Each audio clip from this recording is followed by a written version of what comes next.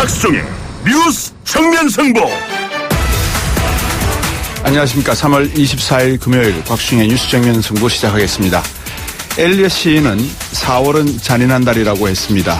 그러고 보니까 이제 3월 달력도 마지막 한 줄을 남겨놓은 것 같습니다. 이 죽은 땅에서 라일락을 키워내고 잠든 꽃들과 나무들의 뿌리를 봄비로 깨우기 때문이래 이 잔인한 달이라고 합니다. 제가 8년 전에 심어두었던 작은 라일락 나무는 어느덧 제 키만큼 자라서 이맘때면 엄청난 꽃향내를 내뿜고 있습니다. 그래서 주변 벌과 나비들을 불러 모읍니다. 집 앞에는 아마 복숭아꽃과 애기 사과꽃이 연이어 필 준비를 마쳤을 겁니다. 이제 4월이 오면 하늘이 가져다주는 무한한 사랑의 이야기를 듣다 보면 우리 인간들이 살아가는 모습이 얼마나 힘들고 또 탐욕스러운가를 알게 될 것 같습니다. 분명 4월은 잔인한 달임에 틀림없을 것 같습니다. 박수종의 뉴스 정면 승부에서 좀 더 정직하고 투명하며 그래서 모두에게 공평하고 공정한 얘기를 전해드리는 것도 어쩌면 이 봄의 잔인한 전령다운 역할이라고 생각이 합니다.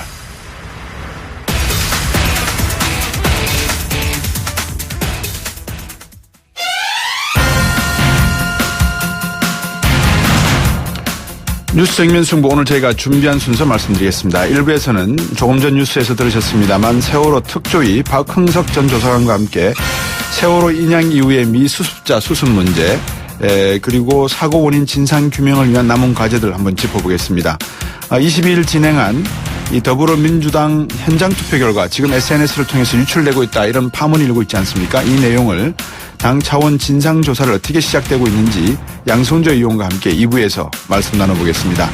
국민의당도 내일 호남 경선을 앞두고 있습니다. 지금 경선 관리에 비상이 걸린 것 같은데요. 3부에서는 김영한 대선기획단장과 전화 연결해서 국민의당의 완전 국민 경선제 준비 잘하고 계시는 건지 이야기 한번 들어보겠습니다. 그리고 4부에서는 데이터 정치 분석 시간에 역선택을 주제로 한 가능한 시나리오를 이규찬 기자와 함께 점검해 보겠습니다.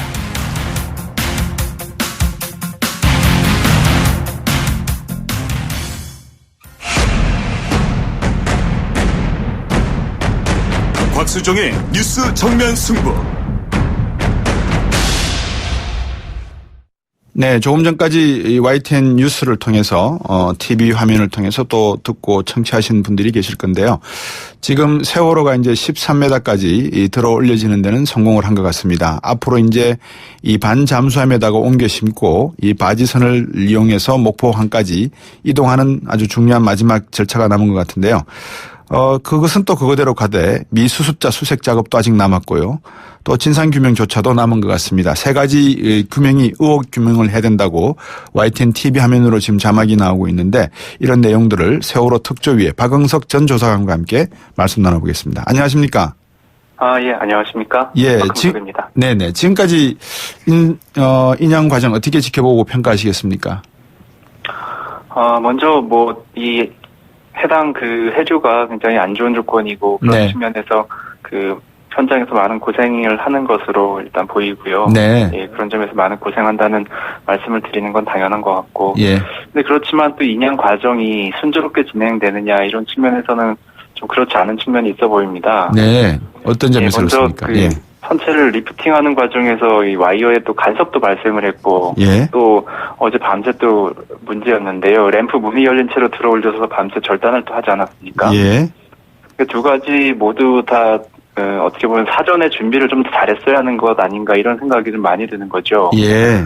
왜냐하면은 그 램프 문만 해도 크기가 8m, 11m거든요. 예. 엄청 크죠. 예. 그리고 무게만 해도 수십 톤에 이르는데 네.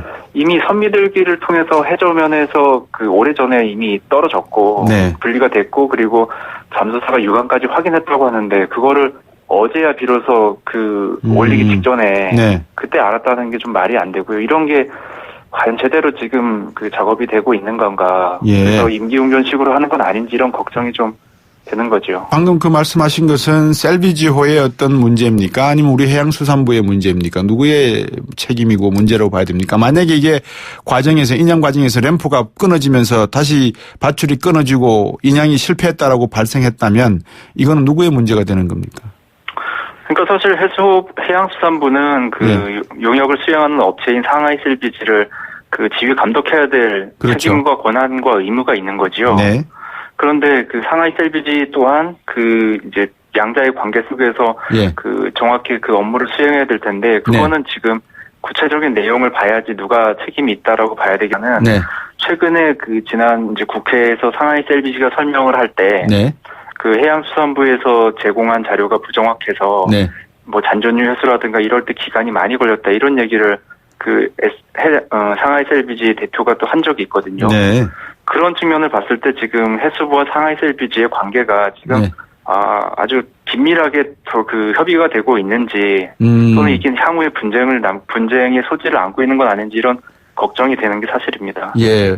바로 이제 그 부분인데요.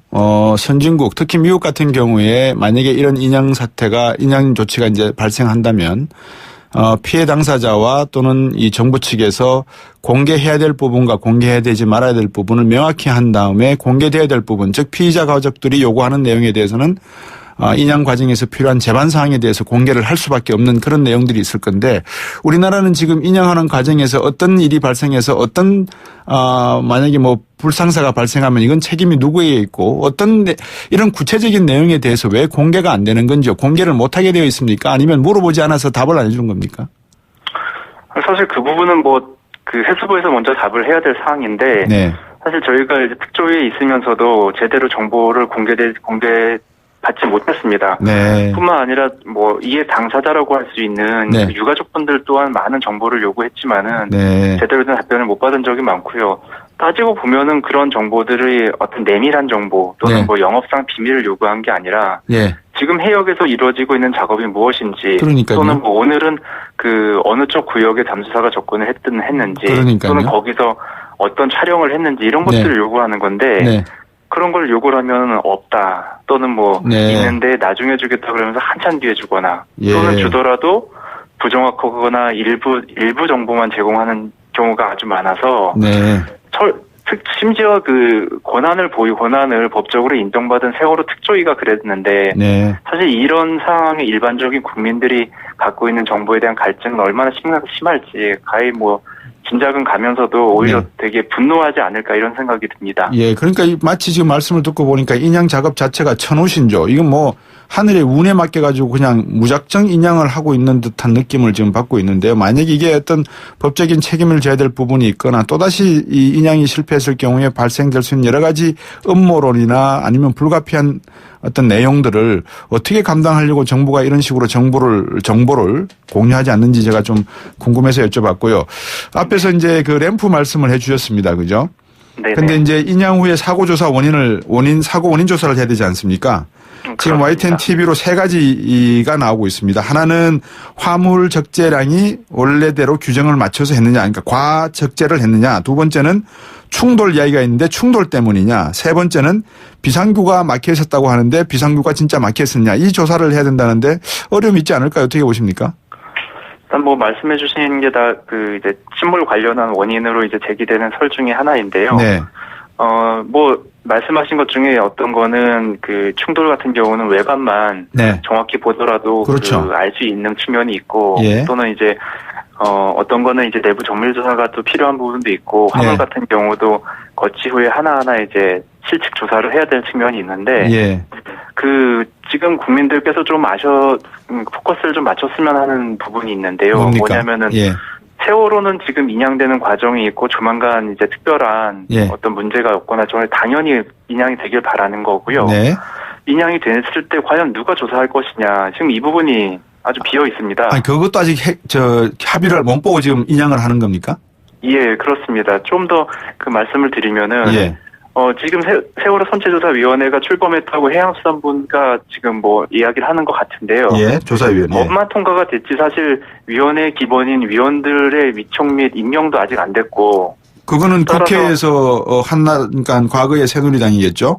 그쪽에서 3명, 2명, 그리고 더불어민주당 이쪽 야당 쪽에서 각각 1명씩, 그리고 다른 쪽에서 뭐 몇 분의 또 위원들을 위촉하게 돼 있고 이렇게 제가 설명을 들었거든요.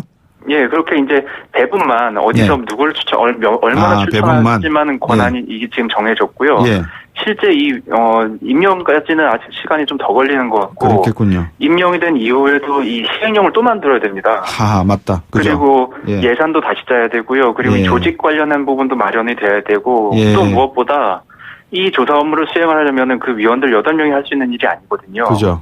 아시다시피 이 조사관이 또 채용이 돼야 됩니다. 그렇죠. 그런데 이 채용하는 기간이 보통은 2달 이상이 걸려서 예. 최소한 이대로 그 아무리 짧게 잡더라도 3개월 이상이 걸릴 것 같기 때문에 그럼 그 3개월 동안 조사를 대체 누가 책임을 질 것이냐. 네. 그런데 이런 가운데 그 유가족분들이 네. 그 세월호 이제 선체가 이제 목포 신항에 거치가 됐을 때 참관에 대한 이제 요구를 해양수산부에 했더니 네.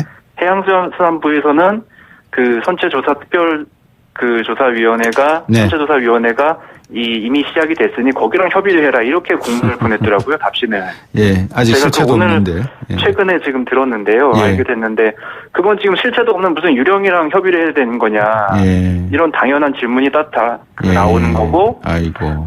해수부가 지금 선체 조사 관련해서 좀 책임을 전가하려는 지금 움직임 아니냐 이런 비판을 받기에 충분한 상황입니다. 예. 그러니까 왜 우리는 앞에서 쭉 설명을 해 주셨지만 모든 것을 좀 완벽하게 100% 완벽할 수는 없지만 무슨 인양 과정에서 어떤 일이 발생되면 이건 누구에게 책임을 규속시킬 것이며 인양되고 난 다음에 목포에 거치된 다음에 특조위에서 어떤 식의 특조위 구성과 임명을 할 것이며 이런 내용을 좀 3년이라는 세월이 거기에 만약에 필요한 세월이었다 그러면 충분히 이해가 갈 건데 그런 걸 해놓지도 않고 지금 주먹구구식으로 하고 있는 거 아니겠습니까? 그죠? 그러게 말입니다. 이 예. 선체조사 관련해서도 아주 예. 법이 겨우 통과됐습니다. 이것도. 그렇죠. 근데 저도 그렇게 게다가 들었습니다. 또 인양 관련한 시점은 공교롭게도 그 대통령 탄핵 5시간 이후죠 아마. 네. 그렇게 급하게 발표됐다는 느낌을 받지요. 그러다 네. 보니 네. 이 전후 사정이 어떤 사실 정부가 하는 일이라면은 매우 네. 짜임새 있어야 되고 한 네. 나라의 그런 운영의 측면이기 때문에 세월호 문제가 보통 문제가 아니지 않습니까? 그럼요. 예. 그렇기 때문에 그런 문제를 이렇게 졸속으로 처리한다는 느낌을 받는 거는 완전히 졸속 느낌이네요. 사실 이 세월호 인양 이후에 진상 규명은 제대로 될지 또 미수습자에 대해 수습 문제에 대해서도 해수부가 갖고 있는 계획이 정말 합리적인지 또는 여지껏 지금 세부 계획을 아직도 공개를 안 하고 있거든요. 해수부가. 미수습자들이 어디에 많이 있을 거라고 지금 추측을 할 수 있습니까? 일반적으로는 당연히 그 객실 부분인 예. 객실 부분에 있을 것이고 예. 그 이제 선체 후미 쪽이죠. 있을 네. 것으로 예상이 됩니다만은 네. 사실 그게 이제 처음에 이제 승객들이 이동하지 않았을 걸 전제로 하는 거지. 네네네. 사고가 나서 침몰되는 과정에서 어떻게 이동을 했는지 또는 알 수가 없죠. 침몰 과정에서 뭐 와류가 발생하기도 하고 내부에 많은 혼란이 있거든요, 사실. 네, 그럼요. 그러다 보니까 유가족분들이 굉장히 힘든 부분인데 예. 그런 속에서 어느 구역을 특정한다는 것 자체가 예. 매우 위험한 발생일 수 있는 거죠. 네네. 그런데 해수부는 지금까지 반응을 보면은 네. 그 특정 구역을 예단을 하고 예. 그 구역을 제외한 부분은 미수습자 그 수습 영역이 아니다 이렇게 보는 거 아닌가 이런 생각이 좀 많이 듭니다. 예, 짧게 하나 여쭤보겠습니다. 네. 보시기에 세월호 침몰 원인을 조사한다고 했을 때 가장 먼저 어느 부분을 봐야 한다고 생각을 하시고 또 누구는 배 자연 쪽을 보면 바로 충돌 부분은 금방 알 수 있다라고 이야기도 하거든요.